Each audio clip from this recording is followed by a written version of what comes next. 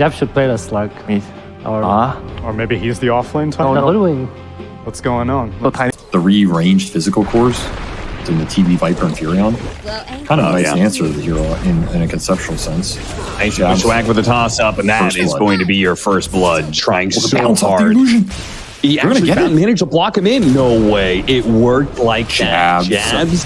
The ultimate CEO. Oh, sprouted in. 23 is going to be able to get around that attempt. Nice toss back in the mid lane. They're going to be able to toss back Carl, and he is going to be overwhelmed because has no defense against this. This is decent value.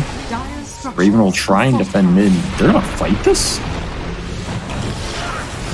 They're going to with the relocate. They have an opportunity here. Viper is not so easy to be able to bring down, but he's eventually going to fall. They managed to get him with the Hoodwing shot. Nice pushback there from AU. That'll help the reset there as Nature's Prophet gets out. Stolen Hoodwink ultimate from Tim's gives him a little bumper away, but another Bushwhack is going to be able to land. Collecting on the Rubik. Tim's going to be caught by 23 Savage, and 23 picking up 2 different kills. And I feel like the point of their lineup is just to go ultra late here. They don't have to make too many aggressive moves. The tier 1 tower bottom was the only necessary tower. Jabs. That was a missed Bushwhack, but it doesn't matter. I want to get that snowball rolling. Q is also having a catch. Bushwhack, quick burst. Tim's had a stolen dark pack. That's not going to do you any good. Sorry. Did a Raven meta push. Makoto just going to get an initiation. Makoto, just tries to run in. He's going to be slowed down by the Viper. He's really relying on that Bloodstone, and he should not have been. There was no hero close enough to even get blood. AoE disarm too, so you can catch him like while he's shadow dancing after he dark packs. Not to mention double corrosive versus the Slark in the melee range is not too shabby. Shot to finish him. They have Mage Slayer Ags up on 23. Maybe he's ready to get involved, and this is where you can start to build some momentum, I think. Yeah. Once the procs will actively remove. Yeah, so it'll and so when you have Aghanim Scepter, it's doing twice the damage. It is possible the Slark is just going to chunk himself if he ever dark packs himself on Carl. Does it still work like that, or did they change it? No, I'm fairly certain it still works like that. I mean, what else? Why would they change it? We're going to try it. Oh, yeah, he took a small chunk of damage there. He's got to be careful, Tim's. Nice force tap down to low ground. Makoto with the BKB. Oh, that shot from Jabs. What a sniper. 23 going in on Bosku. Actually has this shard to help protect himself, but he needs to get out now. He's running out of... Yeah, he didn't have his ultimate. He didn't have... So, this is one of those games where you're like, oh, let's fight, guys, let's fight. But what does fight actually mean? How do you get the fight? Smoking into Talon is not going to get you the fight, because you're never going to catch anyone. So the way you get the fight is you force an objective that puts pressure on them. And now Talon is responding. This is the type of setup Blacklist won right here. As long as they position properly, this might end up being pretty decent. And look at the damage. Just half of his health gone from one dart pack on Carl. He's aware of it now. Yeah, he definitely knows. And that is, again, that's with the Mage Slayer magic resistance. Nice Bushwhack. Trying to throw the E-Blade. A lot of burst damage onto Raven, but there is a bit of heals going out. Not quite enough to be able to finish him off. A stolen shot from Tim's finishes off the Slark. A massive win, and Raven will finish up the Roshan, and they get Jabs on the back line too. The D-patch, so. He's still pretty goddamn strong. He's gonna find Q here. Q. Nice play by Bosku. Had the ward to be able to see the Tiny running down lane. Q has to hit really good tossbacks here.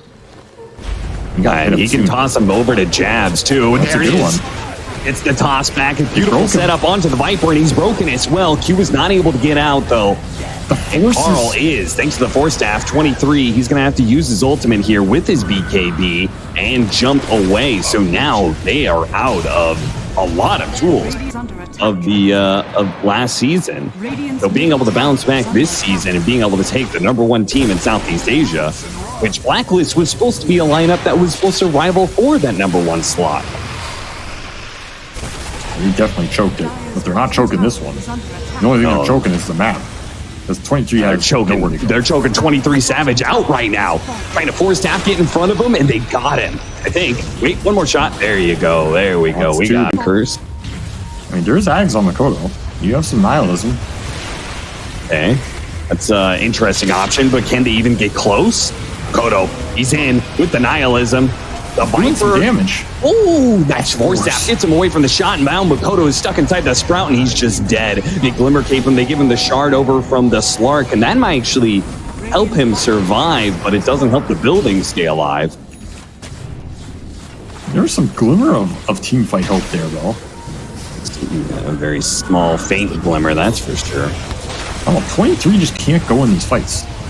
It's just way too All right, hard. Makoto back in again, attempted with the Nihilism. They're going to go for the relocate. Oh, with the push, with the retether back in. He's good. Slark is in. They're going for Tim's right now. Sprout. Tim's, who stole the Nihilism, is actually unable to be hit right now. 23. Now with the Nihilism gone, still trying to work on Tim's. Has to pounce away with the BKB and TP out, and he will barely make it.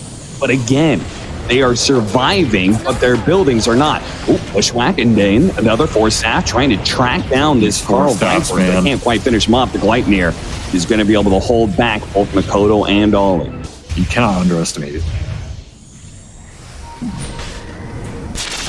They're going to get the lift. 23 immediately looks at Tim's. Ollie's going to be saved once again by the Depth Shroud used by the Slark. So 23 is getting some pretty good utility value out of that. But again, Blacklist not to be denied their advantage here. Going to keep pushing it just like they did in the bottom lane. They took that lane of Barracks. Now they're going to do it in the Roshan pit.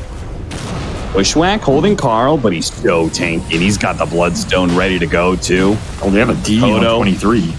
They're going to need a dream jump in here to be able to stop this Nihilism. Fight for ages. Roshan, it is contestable here. Makoto's going to be able to get the Aegis, but he died. Oh, he got it just before he died. What the? How did he in the last half second? There's no way 23 is able to jump out. The second life Makoto. Okay, it doesn't even matter if he gets the Aegis. He gets demolished by Raven. Oh my God. Eye goes to the runner, I guess, but honestly, I don't think it makes any difference. And yeah, that's just No. They just got outscaled here, which I think was inevitable, but I really thought they would have been able to take over more of the map with like the Slark vision and in nighttime playing this iOS just running at people. But they ran into the brick wall that was Carl. And Carl just sitting there, calm, cool, collected, vaporized them.